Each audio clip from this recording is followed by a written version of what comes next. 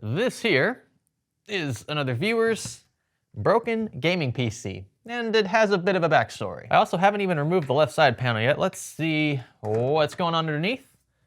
Oh, okay. Like, I was told it was dirty, but this honestly isn't that bad. It has some older specs, of course. It was built back in 2021, but the issue is that it doesn't want to power on anymore. And this all started when the owner tried to migrate these components from an older, larger chassis to this one. Now, a case can do a lot aesthetically for a build. This is clearly a cheaper chassis, but again, the owner was more after consolidation. He had a much larger case before, and he wanted something more compact that looked a little more filled out. This definitely accomplishes that, again, despite its older styling. But a lot can go wrong during a case swap, case in point. All right, I'll see myself out. Nonetheless, I am at least confident that what we're dealing with here is hardware related. If it's not powering up at all, that's gotta be hardware related, right? Am I speaking too soon? I'm more of a hardware guy anyway, so this is refreshing. And again, it's why I'm confident we tend to be able to solve these without issue. I hope you will stay with me. If you have a dirty, gross gaming PC like this one, then consider investing in a proper electric duster like the Wolfbox MF200. It's the big leagues. Yeah. And with its 196 mph capable wind speed, it's sure to knock out dust in any crack or crevice. It's great for cleaning radiators, fans, filters, and more. And you can use it for even more than just computers. Turns out, the MF200 is also great at drying cars after quick washes. It keeps hard water from leaving spots on the paint, which comes in super handy for the car channel. And with quick release removable batteries, you can be sure it's always ready for the next job. Learn more about the MegaFlow 200 Air Duster and more from Wolfbox by clicking the sponsor link below.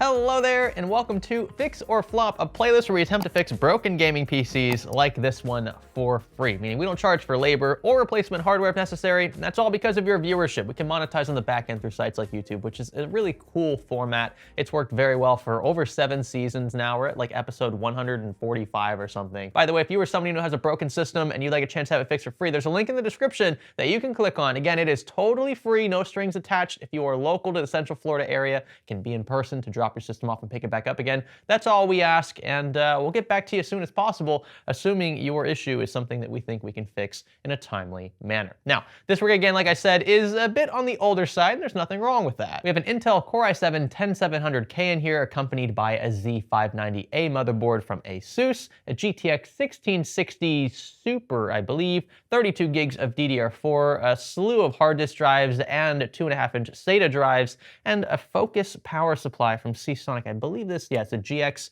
850. So an 850 watt unit, that's more than enough for this combination of hardware here. And it's housed in an older or cheaper, dare I say, Thermaltake chassis. Now, yes, I'm not blind. I did notice that this, whoops, okay. I really do not enjoy these little wire holders for fans, but I did notice right away that this had popped off. Probably during transport, not a huge deal. I definitely want to get this fixed up before we attempt powering on, just so that we don't break any fan blades or anything. Boy, oh boy. Okay, my approach angle is way off here. Ooh, you know what the real issue is? He only has one of these. So of course he's not going to be able to properly secure this fan. Looks like he moved it to the backside because he was possibly having clearance issues with his 4 DDR4 DIMMs, which isn't the end of the world. What we can do, though, is 3D print some brackets that are actually going to be a little more tolerable than these little wireframe ones anyway. One very nice individual in the Bamboo Lab studio has uploaded a free Hyper 212 fan mount bracket, and you can see that it's actually like much more solid, much more robust, and it clips in with ease. So I'm going to print a couple of these and hope that they work with our black model. We've got a couple of these printing in ASA right now, which should be fairly heat resistant, shouldn't have any issues long term. Yes, I'm working on a vent solution as well. I'm actually going to be moving this P2S somewhere else so I don't have to deal with the styrene fumes that come from ASA. So yeah, working on that. Anyway, let's see if this rig fires up in the meantime. Given the owner's description, I don't believe we have a need for a portable monitor just yet, though I will bring it out if we find the need to. So I've got it connected to power here. I'm gonna flip the switch at the rear, and then I'm gonna click the power button. Let's see what happens.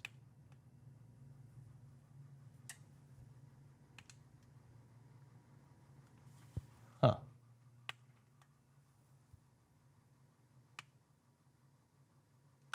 That's strange. It looks like it wants to fire up, The button in this case feels a bit sticky. I'm tempted just to try bypassing that. Let's jump the power pins on the board directly. As you can see, we've clearly got lights in all the right places, lights on the graphics card, lights in the motherboard behind. I mean, this system looks ready for prime time. And for those wondering, we'll just check right here on the ooh.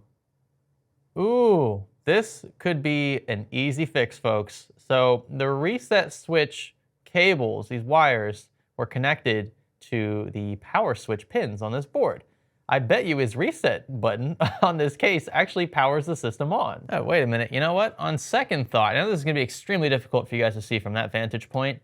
It actually looks like he's wired all of these incorrectly. He's got the power switch connector running vertically. So like top to bottom, like pin 3 is connected to whatever number that bottom pin is there. So it's like it's plugged in sideways, like this, when it's really supposed to be plugged in flat in a majority of boards with a JFP1 header that's fairly standardized. In fact, if you look very closely at the bottom of this board, you can see that standardized layout there. So power LED pins top left, power switch top right with a blank pin just to the right of that, and then below power LED, hard drive LED there, and a reset switch just below the power switch pins. In fact, we have a dedicated video on this very topic if you'd like to review it before assembling another PC build. You know, folks that have been doing this 10, 20 or more times probably have this sorted by now. Again, unless the pinout is non-standardized, but in most JFP1 configs, it's almost always the same.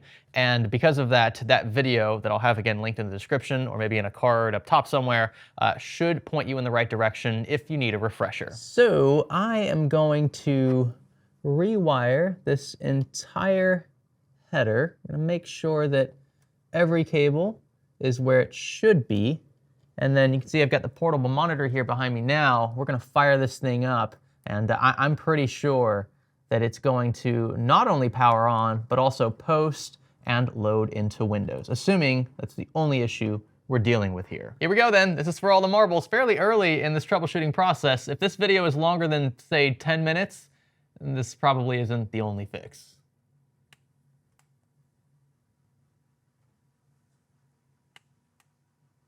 Oh no.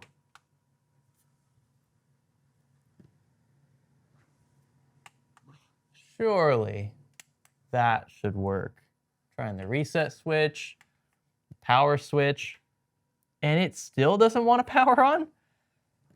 All right, I guess I jinxed it. Like I said though, this power button is a bit sticky. You can see sometimes it doesn't want to disengage. That can cause problems, so let's try bypassing it entirely. Just gonna jump the power pins.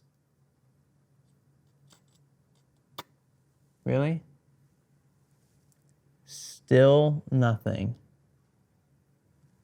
Oh, come on. Let's see, there's also a physical power button on this board. Let's try clicking that.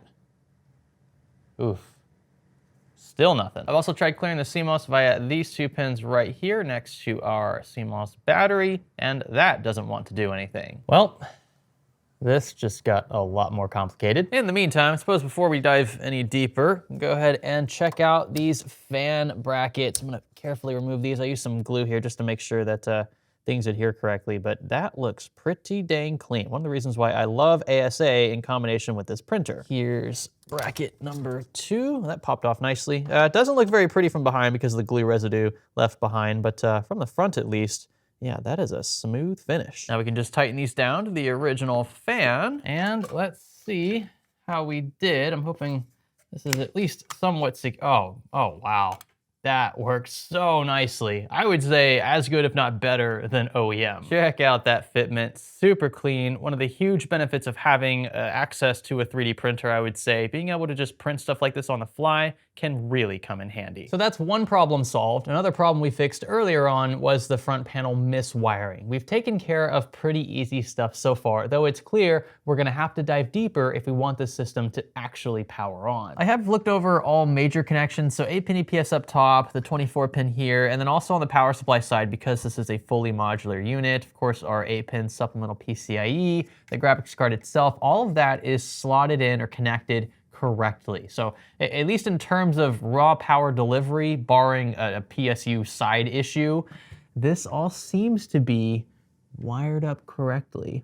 I'm wondering, honestly, the hunch I have is maybe this case has like a standoff in the wrong place, and this power supply is trying to save the rig from further harm because it's detecting some sort of short somewhere. A quick sanity check, I removed all of his DDR4 DIMMs, visually inspected each one. All looks well on this front. And even though the system obviously won't post without system RAM installed, it should still power on at the very least, and it isn't. So we're probably in the clear here. Oh, you know what? I was getting ready to disconnect the graphics card next. I noticed this LED above the PCIe connector, the supplemental one, and I figured that was supposed to be like that. Typically when you're getting power to your card through here, an LED lights up. But in other cases, the LED lights up when it's not getting power, so it could be indicating either or. And I noticed that this connector looked a bit strange. You can see it's actually labeled PSU. But then the other side of this connector is actually the side you would typically connect to your graphics card. You can see it even has the PCIe daisy chain here for up to 2 8-pins. This very well could be our problem. Depending on the pinout of this cable and the pinout of the, I guess the power supply side itself, we could be having power sent down incorrect pins, which could either prevent the system from powering on, which is possibly what we're seeing here, or it could fry the graphics card or worse. So yeah, hoping for the former. I'm doing this with the power supply still on, and I probably shouldn't, but I just want to see if we get a change of the lighting of this card the moment I connect it. If so, it could, oh, it just went from red to white. I bet you that was it. Let's go ahead and reconnect DDR4 now. I see no reason to keep it out. Reconnect our HDMI cable just in case this works. There might be more wrong with this rig, but that was a pretty serious one there on the graphics card. No? Still nothing, really? Oh, come on. How many different issues are we going to run into with this system? I've disconnected everything non-vital. I guess we have to go even deeper. Let's disconnect this graphics card and see what happens then. I'm kind of hoping this doesn't fix it either because, well, if removing the card makes the rig power on, then the card is probably shorted pretty hard, and it was likely a result of that cable being flipped around. Some power supplies don't use standardized pinouts for both the unit itself and the other ends of those cables that connect to their respective components. That's a bit unfortunate. Power supplies can be very wonky. It's important that you pay special attention to how you wire things. Let's try the power button and see what happens. This button is just so finicky.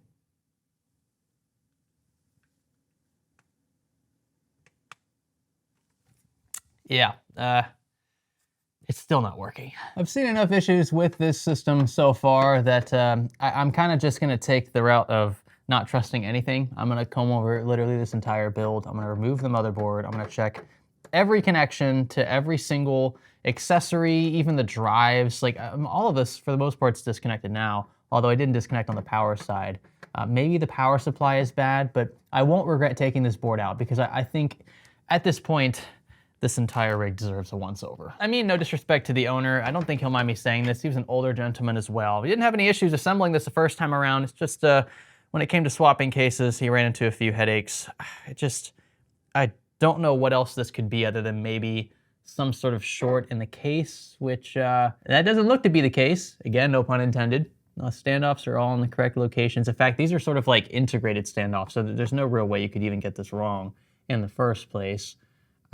Man, I don't know where else to turn. And here's the thing, I don't see anything super obvious board side, like nothing burned, nothing missing, at least like, you know, something obvious. I'd have to have another board or reference an online photo to really get into the weeds with all of the small SMDs along this. But it's again, I think peace of mind at this point to just comb everything over, make sure that we don't have glaring issues. The back of the board also looks to be pretty clean. And although the 1660 Super is a bit dirty, it doesn't physically look to be in bad shape, apart, yeah, from just a need for a quick dusting. I don't see anything blown, I don't see any burn marks, and by the way, we removed this card entirely. The rig still didn't want to power on, so I highly doubt this is the prevailing issue. And this sentiment sort of extends to the rest of the build as well. I mean, we've isolated everything save the platform and the power supply. If the graphics card is not to blame, if the DDR4 is not to blame, if other smaller accessories that we disconnected are not to blame, then it must be either the power supply, the CPU,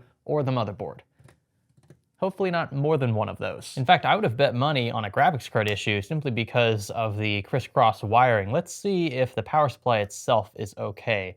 So we've just fired it up, and this is of course at idle conditions, so we're not stressing the unit at all. You can see all of our voltages, voltage to SATA, our ripple, timings, all of that looks to be in great shape. Not that I'm surprised, these focus units from Seasonic are pretty solid. Where does that lead us? Back to me.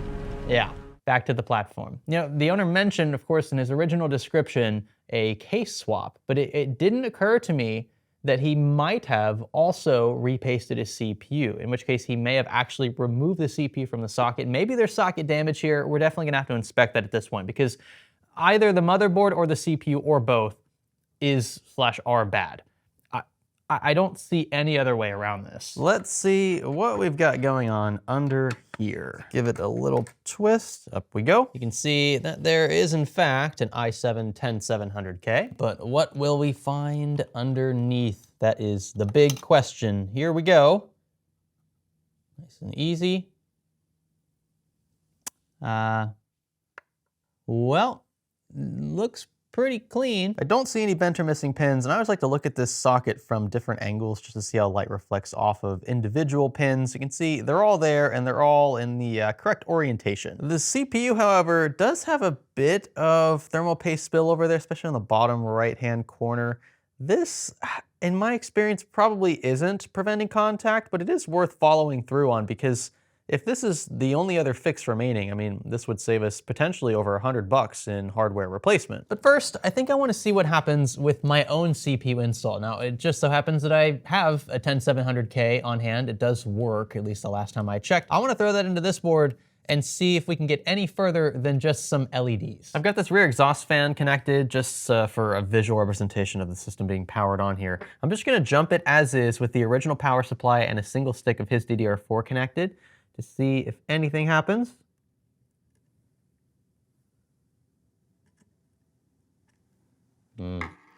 Nothing.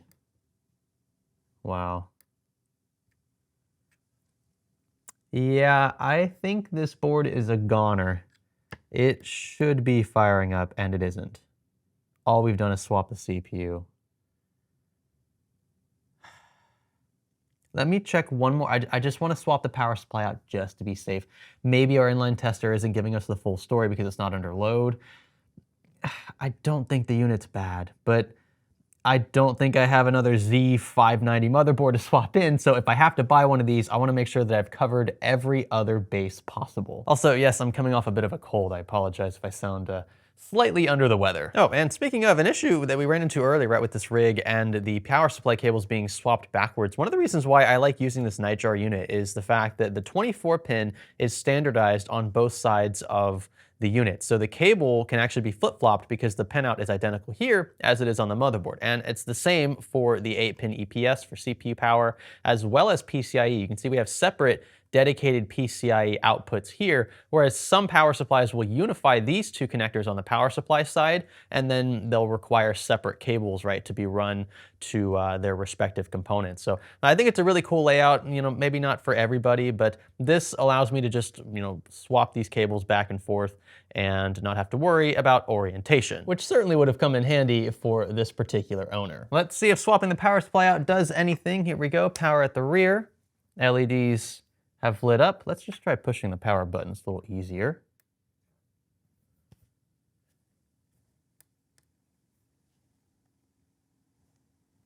Still nothing. What a shame, because it looks like it wants to work. It seems to want to work. I mean, we've got low voltage, right, to the RGB, so it looks like it wants to fire up, but with just no dice. Whenever I try to jump, whenever I try to manually push the power switch on the board, nothing with either power supply.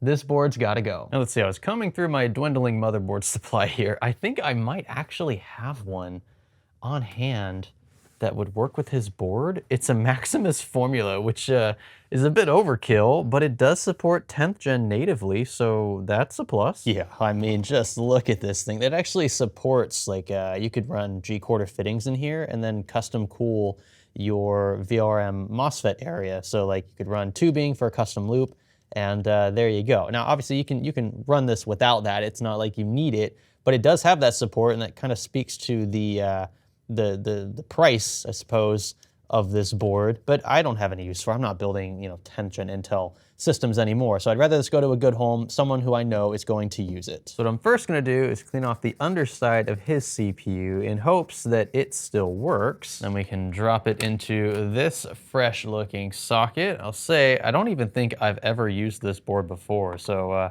at least in my eyes, it's pretty much brand new. We'll transfer over his DDR4. And then before we go any further, I want to make sure that this one powers on. I don't want to throw this in the case and have to take it out later because we have other issues. I'm actually running his original power supply again. At this point, I don't suspect that that is bad, despite the miswiring that we saw earlier. So power on there.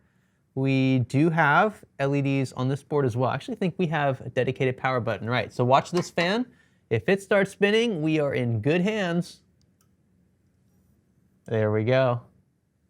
No, I'd quickly power it off, but I imagine it's gonna, power cycle back on. And oh, this board even has like an integrated digital display. That is so cool. I swapped over his two NVMe drives that I suspect are not playing any role in this board's inability to power on. The Formula board has a pretty funky way of mounting two different NVMe's using the same screw. Never seen that before. And then it was as simple as transferring over the Hyper 212 CPU cooler and throwing it all back into this original chassis. And quick side note there, yes, this cooler is a bit underkill for a 10700K, but I'm fairly certain this owner is not overclocking. Once things were fully wired up, correctly this time, might I add, I threw in the graphics card connected supplemental 8-pin PCIe power. Of course, again, correctly this time around, the correct orientation on these cables, and prepared for a first boot. I pulled a bit too hard on our 3D printed bracket for the CPU cooler. It's a tad tight. I mean, it's a very snug fit, which is what you want, but it maybe a little too snug the way that I had it, and I broke it. So I'm printing another one. That's what you can probably hear in the background. We're gonna go ahead and fire this up without this fan attached. We should still have enough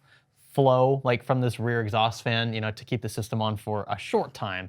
But I really just wanna see if this fully powers up with everything reconnected as it was when it first came in, minus the motherboard. I also wanna see if we get a post, which that would be way further than we've ever gotten before. So here we go, power on at the rear. You can see the board is lighting up. That's a good start. Let's do this. All right. That fired up right away. Nice. It's staying on after that first power cycle. It's again pretty typical. We've got our HDMI cable connected. This portable monitor is also powered on. So we should get picture out if all is well. Please let this fix it. Please, we don't want any other issues. It just powered off again. What's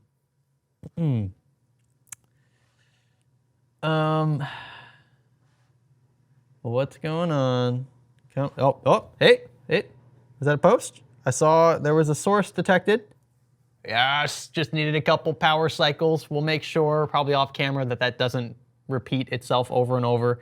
I imagine, again, that was just the first boot woes with the swapped board, but that is a picture out, which is such a relief. Also, yes, this being an Asus board, it absolutely hates the fact by default that we don't have a CPU fan connected to the CPU fan header, which we can fix shortly. Our second set of fan brackets printed. I threw them onto the cooler. You can see it now. It looks pretty darn clean. Again, and I just would prefer this, even a 3D printed solution, over those very messy, annoying wireframe ones that you typically get, especially in cheaper coolers like this one. Look, there's nothing wrong with a 212, right? I'm a huge 212 advocate. I've used it many a time, but I do kind of have a hate-hate relationship with the wire little retention brackets, clips, whatever you want to call them. All right, let's see if we can actually get into Windows this time. So I've connected the CPU fan to the CPU fan hub. Now you can't actually disable that header, or that header detection, I should say, in the BIOS. So if you're getting that code because for whatever reason you're not populating that CPU fan header,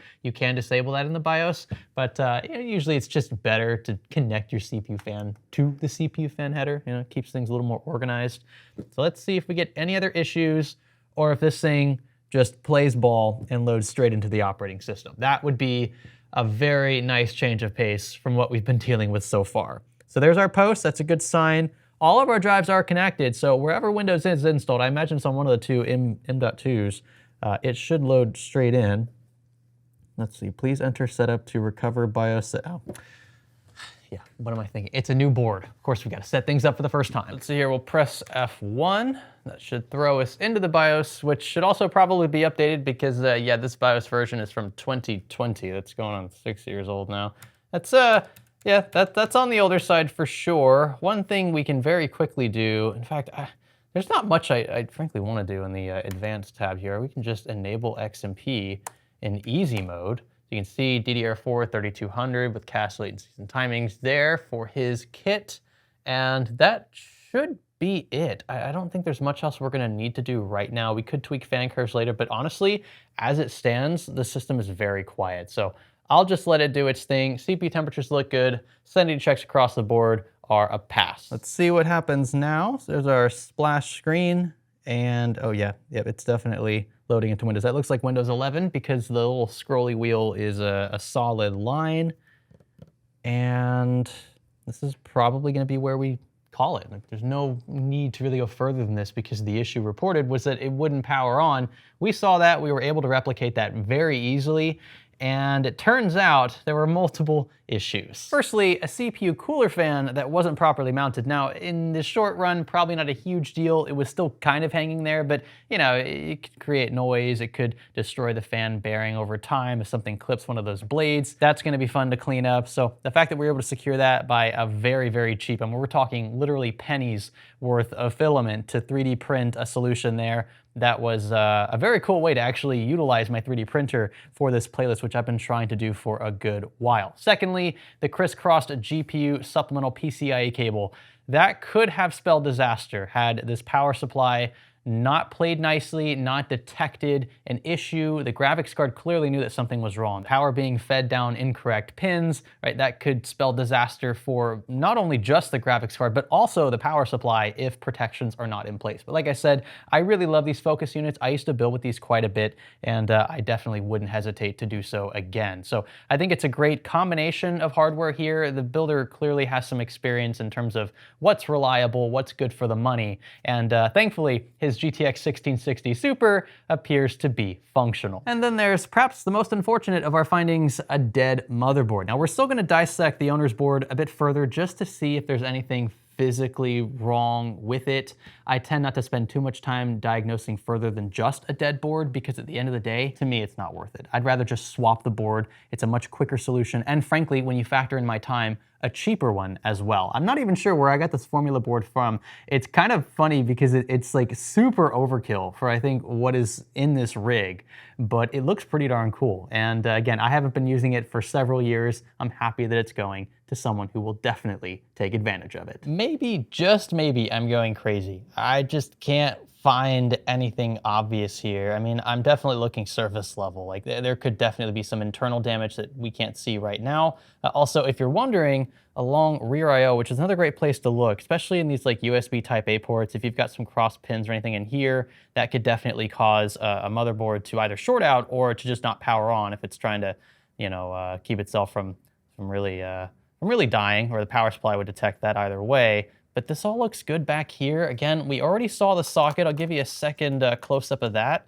just so you can look it over, quick reminder. And then the rear of the board also looks to be in really good shape. So the issue that I'm having here, just sort of trying to comprehend this, is if everything was working prior to the board swap, then the owner, he had to have done something to this board. This board had to have gone through something to suddenly stop working. Maybe it was flexed too much. I mean, I don't know what else it could be. VR MOSFET area looks to be pretty good. I mean, yeah, it's a bit dirty, but you know, no burn marks or anything, nothing dislodged that I can focus, there we go, that I can see. But I think this is a controller over here. Sometimes these go bad, but it all looks to be okay. The one area where I'm not totally sure, maybe some of you guys can point me in the right direction here. We've had issues in the past with cooler mounts in locations where traces are running around them. There's a bit of a groove near the bottom left of this, actually more toward the bottom from your perspective. Not sure if that is to blame. It's not very deep. It doesn't look very deep. Maybe we can switch over to our macro lens. All right, so here we go. We can get pretty close with this lens. That, I don't know. Maybe that's obvious to some of you. I'm just not well-versed enough in this board level stuff to know if that is sufficient damage. Possibly, I mean, if you're wondering if that goes away, like I can't just scratch that away. Like that remains. So that is it. Well, I don't know. Maybe it is going away. Yeah. I don't know. It's something to note, but it's nowhere near as severe as what we've seen in previous episodes, where like, you know, the direct die mounting solutions were just torqued way too hard down and it clearly cut through traces. This doesn't really seem to be that. I can't see copper exposed anywhere around here. So it's probably not our smoking gun. Just wanted to show you because it's the only area that's even somewhat questionable. Another common area where I've seen stuff go south in the past would be toward the left bottom side of the board where you'd connect your graphics card and whatnot. Typically sound chips and things are on this side. But again, I don't see anything dislodged. I don't see anything burned or blown up. So who really knows? And same goes for this chipset, another failure point in these. Not very common, but worth inspecting, and all seems well here. Again, I wish there was more I could show you here. I mean, it does feel a bit inconclusive that we can't see anything physically wrong with the board, but based on how we troubleshot this entire thing, I have no doubt this is the culprit. We tried a working CPU in this board with everything else stripped down with a replacement power supply at that, and it still didn't want to power on. Low voltage power, fine, no problem. RGB lights, that's not an issue, but it didn't want to start up. And that's what makes me think that it's probably CPU or VRM MOSFET related.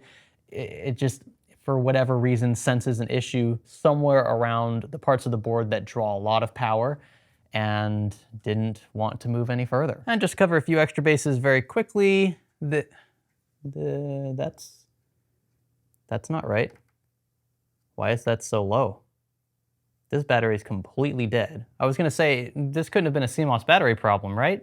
But 18 millivolts? Yeah, this thing is done and dusted. I mean, surely this isn't the culprit. I feel like this is deja vu. In a very recent episode, we suspected the same thing after the fact, when it was too late. I should have checked this sooner, and I don't know why I didn't.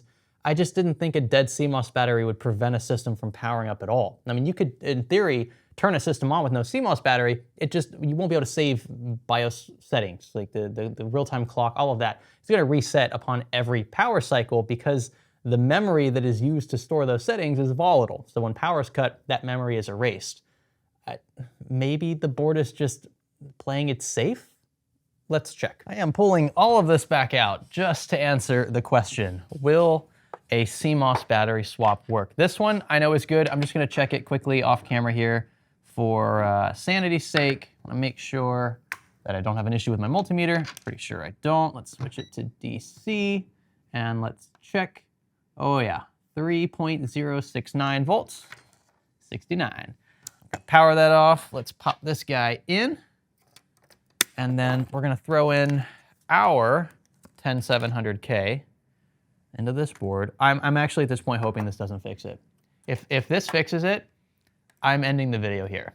I'm just gonna end it with that realization.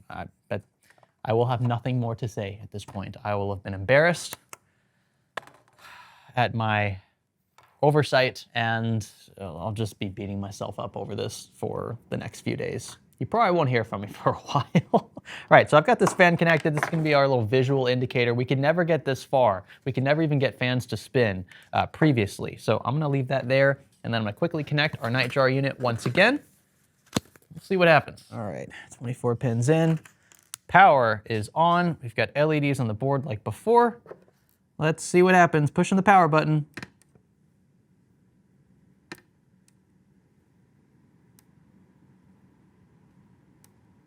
Okay, nothing so far. I'm gonna try manually jumping the power pins. And still nothing. All right, so you know what I think happened then? It's possible that whatever shorted this motherboard out took the CMOS battery with it. We've seen that a few times before as well in this playlist. That's what I'm going with because I have no other physical signs of abuse here. I'm not gonna lie, you have no idea how stressed I was just then. At risk of looking like a complete buffoon, which I've done here at least a few times, it's important that you see this, because if that was the case, if the CMOS battery itself just being super flat, super dead, was the only thing keeping the roof from powering up, that would have been something very useful to a lot of you watching, right? And so it's important that I show all of this even at my own expense. It's the whole point of this playlist. It's the spirit of why we do what we do here. But I will say that I have never seen, again, a dead CMOS battery, or just a missing CMOS battery for that matter, keep a modern platform from at least powering on. I've never seen that before. So in a way, I'm not all that surprised. I was just super worried, and I was definitely not hiding that fact. The other thing that you're probably wondering about is, well, what if we have a BIOS issue? What if there's a BIOS update that wasn't fully flashed? Maybe the BIOS chip is bricked. That, my friend, would not keep the system from at least powering on. Now, you probably won't get a post with a corrupted BIOS chip unless you have a backup, but the system should at least power on. And we weren't able to even get that far with this board, so I think something else more physical is at play here. I'm very relieved that this system not only repeatedly loads into Windows, but doesn't appear to have any other issues artifacting. The graphics card seems fine. It's running pretty quiet considering we haven't really tweaked anything else in the BIOS. And just being able to repeatedly not only power on, but also, again, load into the operating system is definitely a way better scenario than where we started. This one was definitely a doozy. I'm relieved to have it all back together. I'm excited to report the good news to the owner. Probably a couple things I'll do off cameras, maybe give it a quick dusting, and then I'll also likely update the BIOS for him as well, just so he has the added security and stability. Thank you all so much for watching this video. If you enjoyed it, be sure to give us a thumbs up or subscribe if you haven't already. And remember, if you or someone you know has a broken system like this one, or like this one was, and you'd like a chance to have it fixed for free in this playlist, be sure to submit a form linked in this video's description. My name is Greg. Thanks for learning with me.